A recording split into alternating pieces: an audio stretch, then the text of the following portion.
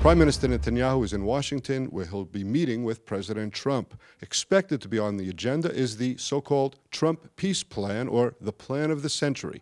We'll be speaking about the issue with Ambassador Yoram Ettinger. Yoram Ettinger, from what we know at the moment about the peace plan, is it something that you think Israel can and should accept? Well, hopefully the Prime Minister will learn from past record, whereby every single American peace plan failed. They failed in spite of the very genuine goodwill by the Americans. It failed because once the Americans present a plan, it forces the Arabs to outflank the American from the maximalist, the radical side. Moreover, there are some assumptions that this peace plan will involve some sort of an international gathering conference.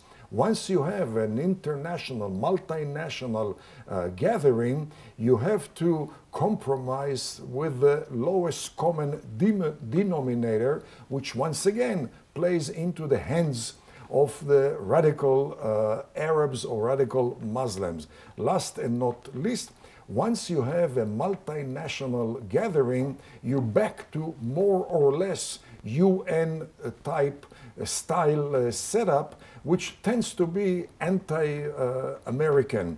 It would be well advised for both the Americans and the Israelis to go back to the track record and realize that the only two successful initiatives were direct initiatives between Israel and Egypt, Israel and Jordan, with no interference by any third party. You don't think that it could be a good thing for Israel if the plan includes, as it's reported, and the Palestinians are very, very upset about it, it includes, for example, Egypt taking over security control of Gaza. It includes Israel retaining the settlement blocks. It talks about a demilitarized Palestinian state. These would be great achievements for Israel. Oh, and most importantly, perhaps, no return of the Palestinian refugees to Israel. Well, one needs to realize the context with which we are dealing. This is the Middle East.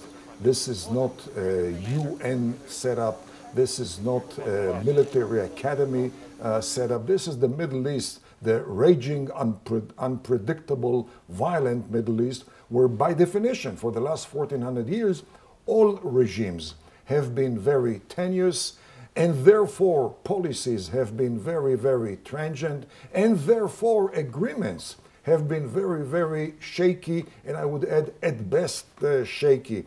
Namely, you cannot assume that an agreement signed today is going to prevail in a week or 2 weeks, less certainly not for 10 or 20 years. And the best recent examples are the Oslo Accords on one hand and Israeli retreat from Gaza in 2005 on the other hand. Oslo Accords were signed, and the area under the Palestinian control was supposed to be demilitarized and peaceful.